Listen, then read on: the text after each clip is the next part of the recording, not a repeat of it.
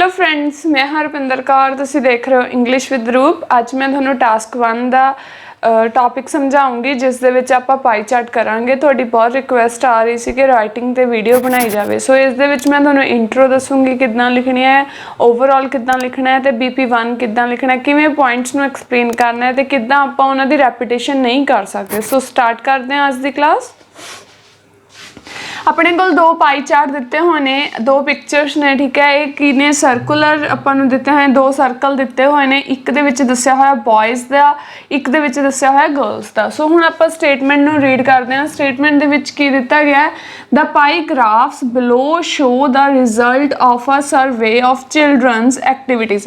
कहंदे कोई सर्वे किया गया चिल्ड्रन दी एक्टिविटीज़ ते किहड़ियां एक्टिविटीज़ ने, आ वालियां तुहानूं दस्सियां होईयां ने एक्टिविटीज़, जिवें बास्केटबॉल हो गया, लिसनिंग टू म्यूजिक, ये सारियां एक्टिविटीज़ ने बॉयज़ ते गर्ल्स ने, जिन्हां दे विच की कीता, एक सर्वे कंडक्ट किया गया, एक रिसर्च की गई है जिस दे विच चिल्ड्रनस ने एक्टिविटीज़ कीतियां ने डिफरेंट। फिर the first graph shows the cultural and leisure activities that boys participate in. कहते जिहड़ा फर्स्ट चार्ट है वो की शो कर रहा है जिहदे विच मुंडियां ने, बॉयज़ ने की लिता, हिस्सा लिता, पार्टिसिपेट किया, comma, whereas the second graph shows the activities in which the girls participate। second chart कहते की शो कर रहा है जिस दे विच गर्ल्स ने पार्टिसिपेट किया है, जिहड़ा second chart है ये विच गर्ल्स ने पार्टिसिपेट किया है। हुण यह चार्ट की दिता गया, दो तुहानूं जेंडर दिते हैं बॉयज़ ते गर्ल्स दा, जिहदे विच डिफरेंट उन्होंने एक्टिविटीज़ दे विच पार्टिसिपेट किया है, ठीक है। एक सर्वे शो किया गया। हुण इत्थे तुहानूं कोई ईयर मैंशन नहीं हैगा, सो इहनूं तुसीं प्रेजेंट च भी लिख सकते हो, ठीक है, पास्ट च भी लिख सकते हो, बट आपां प्रेजेंट च लिखांगे क्योंकि ये अपन कोई ईयर नहीं मैंशन। बाकी दोनों तरीके नाल हो सकता, गलत नहीं होगा। प्रेजेंट च लिखांगे तो वह भी ठीक जाऊगा, पास्ट च लिखांगे तो वह भी ठीक जाऊगा। हुण इहदे विच मैनूं एक गल ये है भी बच्चे की करते हैं, गलती कर देंगे ने, इहदे विच इनक्रीज डिक्रीज शो कर देंगे हैं। इनक्रीज डिक्रीज इहदे विच यूज़ हो सकता है, नहीं हो सकता। क्यों नहीं हो सकता? क्योंकि इत्थे ईयर नहीं मैंशन। जे इत्थे तुहानूं ईयर दिते हुंदे 2010 ते 2015 फिर तो तुसीं कह सकते सी भी जिहड़ा लिसनिंग टू म्यूजिक है तो सेम रहा है, तो रीडिंग 2 तो 21% होगी गर्ल्स दे विच 5 सालों बाद। मतलब कि की है, गर्ल्स ने 21% प्रपोर्शन सीगा उन्हां दा दिता गया, ठीक है, भी 21% गर्ल्स ने पार्टिसिपेट किया सीगा रीडिंग दे विच, ठीक है। बट हुण इत्थे ना तो आपां नूं ईयर मैंशन है, तो आपां इहदे विच पहली गल इनक्रीज डिक्रीज वर्ड यूज़ ही नहीं कर सकते, ठीक है। हुण दूजी गल आपां इन्हां दा कंपैरिजन कर सकते हैं, like listening to music boys ते गर्ल्स दा कर सकते हैं। इहदे विच कुछ एक्टिविटीज़ इदां दियां जिहदे नाल तां आपां कंपैरिजन कर सकते हैं, बट किसी दा नहीं कर सकते। किवें कि जिवें क्यों नहीं आप कर सकते, जिमें अपन देखो इत्थे लिखा हुआ बास्केटबॉल हैगी है, बट इधर की है नैटबॉल। सो आप इसका कंपैरिजन नहीं कर सकते, ये एक्टिविटी हो रहा है, ये एक्टिविटी हो रहा है, ठीक है। इसी तरह सॉकर उस दे विच नहीं हैगा, जिमें डांसिंग गर्ल्स दे विच है, ठीक है। इधर स्केटबोर्ड दिता होया। सो अलग अलग एक्टिविटीज़ ने जिहड़ियां गर्ल्स च है नहीं तो बॉयज़ च हैगियां ने। जिहड़ियां सेम एक्टिविटीज़ हैं वो तो आप कंपैरिजन कर सकते हैं, पर हुण फस्ट अपन इहदे विच की करना, आपां पहलां ये फस्ट चार्ट नूं इहदा आपस च कंपैरिजन करांगे। जदों आपां सैकेंड BP लिखना है तो सैकेंड BP दे विच आपां इसदा इहदे नाल कंपेयर करांगे। वो मैं तुहानूं सारे पॉइंट इलैबोरेट करूँगी, वो तुसीं बनाउणे खुद ने। मैं तुहानूं पहलां इहदी इंट्रो ते ओवरऑल दसूँगी।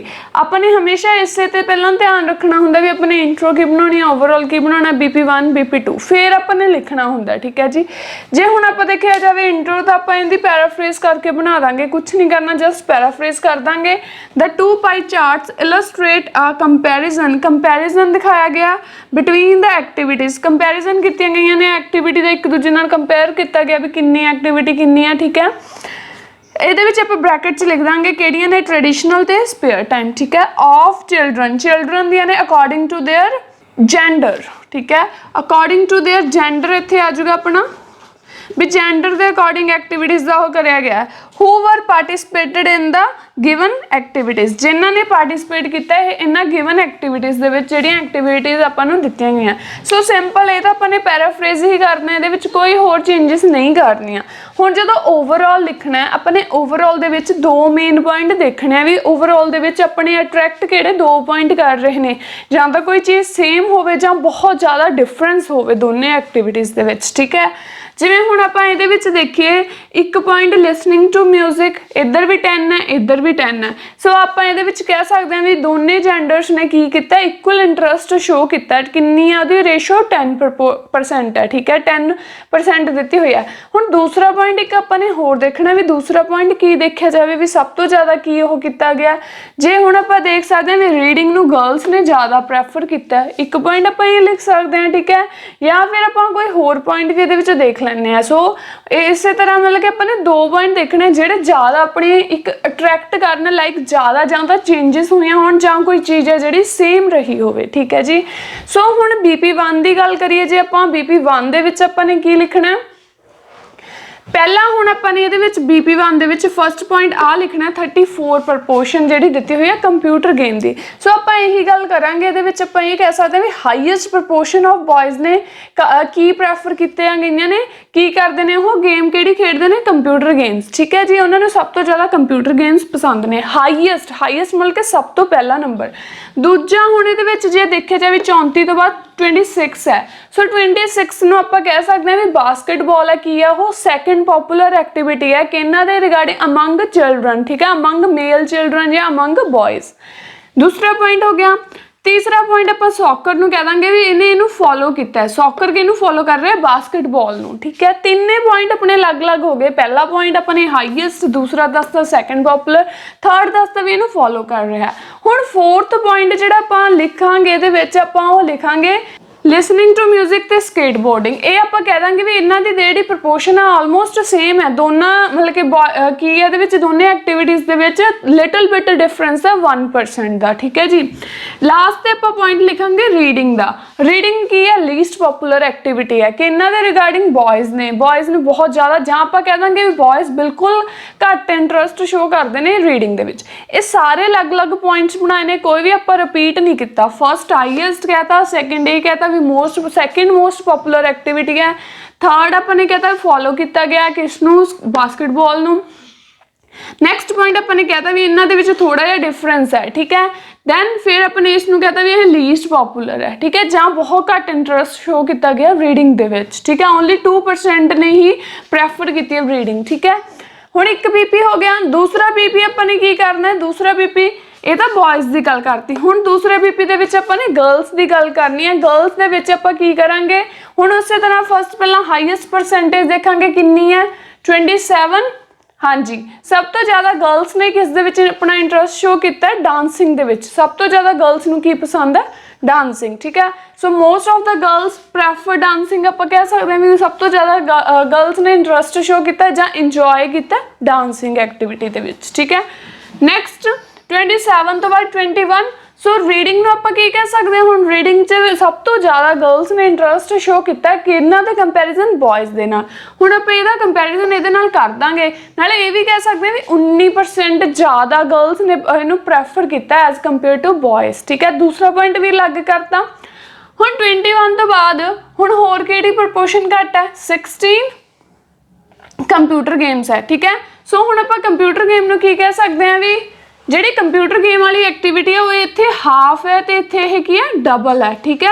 ਸੋ ਆਪਾਂ ਇਹ ਵੀ ਕਹਿ ਸਕਦੇ ਵੀ ਗਰਲਸ ਆਲਮੋਸਟ ਹਾਫ ਸੀਗੀਆਂ ਕੰਪਿਊਟਰ ਐਕਟੀਵਿਟੀ ਕਿਹਨਾਂ ਦੇ, ਇਨ ਕੇਸ ਆਫ ਆਪਾਂ ਕਹਿ ਸਕਦੇ ਹਾਂ ਵੀ ਕਿਹਨਾਂ ਦੇ ਅਕੋਰਡਿੰਗ ਦੇਖਿਆ ਜਾਵੇ ਤਾਂ ਜੇ ਬॉयਜ਼ ਦੇ ਅਕੋਰਡਿੰਗ ਦੇਖਿਆ ਜਾਵੇ।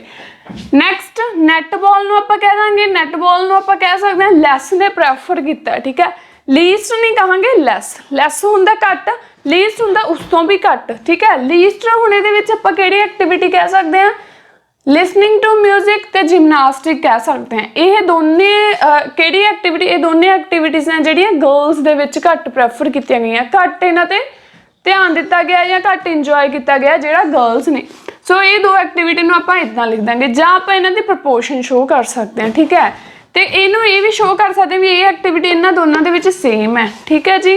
ਸੋ ਇਹ ਆਪਾਂ ਇਹਨੂੰ ਪੂਰਾ ਇਸ ਤਰ੍ਹਾਂ ਐਕਸਪਲੇਨ ਕਰਾਂਗੇ ਤੇ ਹੁਣ ਮੈਂ ਤੁਹਾਨੂੰ ਇਸ ਦਾ ਓਵਰਆਲ ਦੱਸਦੀ ਹਾਂ ਆਪਾਂ ਨੇ ਕਿੱਦਾਂ ਲਿਖਣਾ।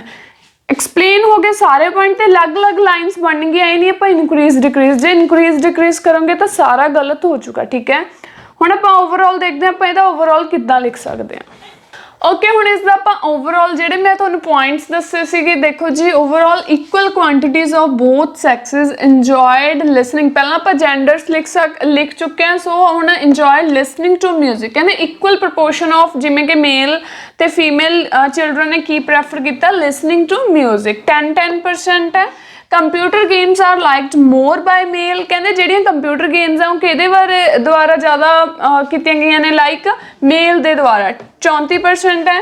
Children male children while reading is enjoyed by females, ਤੇ ਰੀਡਿੰਗ ਕਿਸ ਦੇ ਦੁਆਰਾ ਇੰਜੋਏ ਕੀਤੀ ਗਈ ਹੈ, ਰੀਡਿੰਗ ਆਪਾਂ ਮੈਂ ਤੁਹਾਨੂੰ ਦੱਸਿਆ ਸੀ ਵੀ ਸਭ ਤੋਂ ਜ਼ਿਆਦਾ ਗਰਲਸ ਨੇ ਪ੍ਰੈਫਰ ਕੀਤੀ ਹੈ 21%।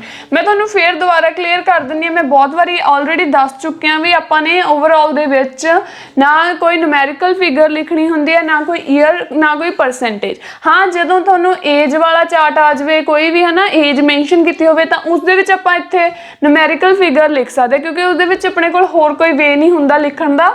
ਸੋ ਬਾਕੀ ਅਗਰ ਇਦਾਂ ਦਾ ਕੋਈ ਚਾਰਟ ਹੁੰਦਾ ਤਾਂ ਇਹਦੇ ਵਿੱਚ ਕੋਈ ਨੂਮੈਰੀਕਲ ਫਿਗਰ ਤੁਸੀਂ ਨਹੀਂ ਲਿਖਣੀ, ਤੇ ਇੱਥੇ ਕਨਕਲੂਜਨ ਨਹੀਂ ਲਿਖਣਾ, ਓਵਰਆਲ ਹੀ ਲਿਖਣਾ ਹੁੰਦਾ। ਠੀਕ ਹੈ ਫਰੈਂਡਸ, ਇਹ ਸੀ ਆਪਣਾ ਅੱਜ ਦਾ ਟਾਸਕ 1। ਮੈਨੂੰ ਆਸ ਹੈ ਕਿ ਤੁਹਾਨੂੰ ਸਮਝ ਜ਼ਰੂਰ ਆਈ ਹੋਊਗੀ। ਜੇ ਤੁਹਾਨੂੰ ਮੇਰੀ ਅੱਜ ਦੀ ਕਲਾਸ ਵਧੀਆ ਲੱਗੀ ਤਾਂ ਲਾਈਕ ਜ਼ਰੂਰ ਕਰਿਓ, ਸ਼ੇਅਰ ਜ਼ਰੂਰ ਕਰਿਓ, ਤੇ ਮੇਰੇ ਚੈਨਲ ਨੂੰ ਸਬਸਕ੍ਰਾਈਬ ਕਰੋ ਤਾਂ ਕਿ ਤੁਹਾਨੂੰ ਮੇਰੀਆਂ ਵੀਡੀਓਜ਼ ਮਿਲ ਸਕਣ।